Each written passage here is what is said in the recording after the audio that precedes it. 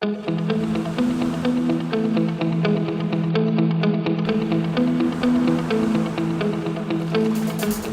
rwy'n i chwilio am gwrs prifysgol, rwy'n i eisiau ffindo cwrs oedd yn cyfuno gwaith ymarferol gydag astudio syniadau am ffilm a'r cyfryngau.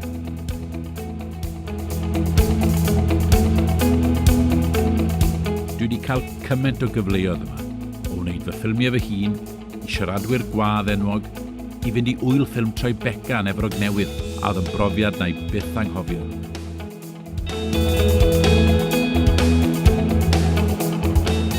Pan fyddai'n graddio, bydd da fi portffolio o waith ymarferol a phrofiadau gwaith fydd yn helpu ddod o hyd i swydd yn y diwydiant cyfryngol.